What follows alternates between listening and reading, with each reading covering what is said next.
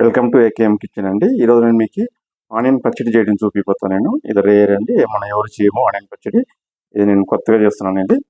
So onion పచ్చడి చాలా టేస్ట్గా మంచిగా ఉంటుంది ఇది. సో రండి, దీనికి కావాల్సిన పదార్థాలు ఏంటో చూపిస్తాను. ఇక్కడ నేను ఒక 1/2 kg ఆనియన్ నేను ఇట్లా చిన్న చిన్న ముక్కలు కట్ చేసుకున్నాను. ఒక్క 50 grams అంతా చింతపండు తీసుకోండి. ఇక్కడ నేను ఒక్క 2 స్పూన్ అంతా నేను ఆవులు, మళ్ళీ మెంతులు రెండు ఆల్రెడీ పౌడర్ చేసి పెట్టుకున్నాను. పౌడర్ తీసుకున్నాను.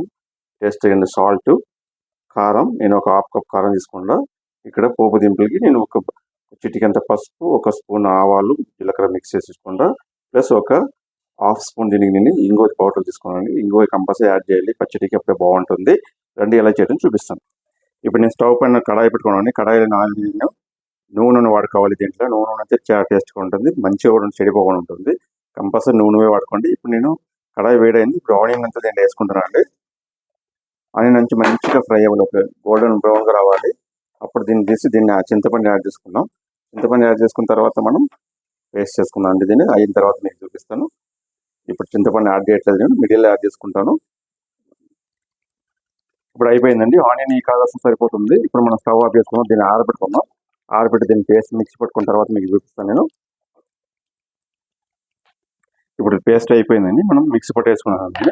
నెక్స్ట్ మనం అదే కడాయి పెట్టుకున్నాను. ఇప్పుడు నేను ఆయిల్ కూడా యాడ్ చేస్తున్నాను. ఆయిల్ కొంచెం ఎక్కువ పడుతుంది, నీకు నూనె కూడా కొంచెం ఎక్కువ వేసుకోండి.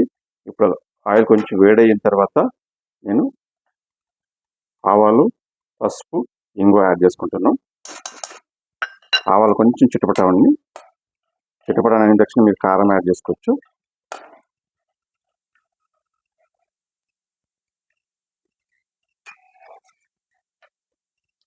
ఇప్పుడు ఆవాలు చిటపటందని స్టవ్ దీన్ని సిమ్లో పెట్టేసుకుందాం. ఇప్పుడు దీన్ని లేదంటే అన్ని మాడిపోతుంది. సో ఇప్పుడు చిట్టపట అయిన తక్షణ దీన్ని కారం దీన్ని యాడ్ చేసుకుందాం. ఇప్పుడు కారం మంచిగా మిక్స్ అవ్వని, పచ్చివాసన పోని కొంచెం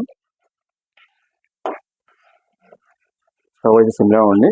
ఇప్పుడు మీరు ఒక 4-5 గార్లిక్ పల్లీలు కూడా మీరు దీన్ని యాడ్ చేసుకుంటే తట్టేసి గజ్జిబిజిగా దంచి చేసుకుంటే టేస్ట్ బాగుంటుంది. కానీ ఇది 10 రోజులు ఎక్కువ రోజులు పెట్టేట్టుకుంటే మీరు గార్లిక్ వాడద్దండి. మీరు అప్పటికప్పుడే వాడుకున్నట్టుకుంటే గార్లిక్ వాడుకోవచ్చు, అది ఆప్షనల్. అది అయితే టేస్ట్ అయితే బాగుంటుంది యాడ్ చేస్తే. ఇది అయిపోయిందండి. ఇప్పుడు దీంట్లో నేను మనం ఆల్రెడీ మిక్సీ పెట్టుకుంటుంటే ఆనియన్ పేస్ట్ దీన్ని యాడ్ చేస్తాను. ఇప్పుడు మంచిగా మిక్స్ అయిపోయిందండి. దీన్ని ఇప్పుడు స్టవ్ నేను లో ఫ్లేమ్లో పెట్టుకున్నాను. ఇప్పుడు సిమ్లో పెట్టుకొని దీన్ని ఒక 5 నిమిషాలు మంచిగా వేగించుకుందాం. ఇది ఆయిల్ సపరేషన్ అయ్యే వరకు వేగించాలి. దీన్ని ఒక 5 నిమిషాలు వేయించుకున్న తర్వాత మిగతా ఇంగ్రీడియంట్ ఏం యాడ్ చేస్తామో చూపిస్తాను నేను మీకు. ఇది అయిందండి. ఇప్పుడు ఆయిల్ సపరేషన్ అవుతా ఉంది. ఈ స్టేజ్లో మనం ఉప్పు ప్లస్ మనం ఆవాలు, మెంతులు పౌడర్ యాడ్ చేసుకున్నాం. దీంట్లో యాడ్ చేసి మంచిగా మిక్స్ చేసి ఒక 5 నిమిషాలు మళ్ళీ స్టవ్ మీద పెట్టి దించేసుకోవటమే.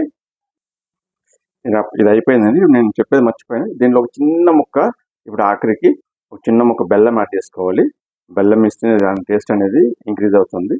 సో బెల్లం యాడ్ చేసి బెల్లం కరిగిన తర్వాత మీరు దీన్ని దించేసుకుందాం.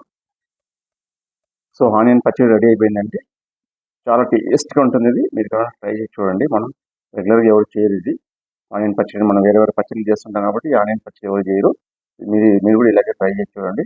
టేస్ట్ ఎలా ఉంది నాకు కమెంట్ చేయండి. మా ఛానల్ సబ్స్క్రైబ్ చేయండి, లైక్ చేయండి, షేర్ చేయండి. By by.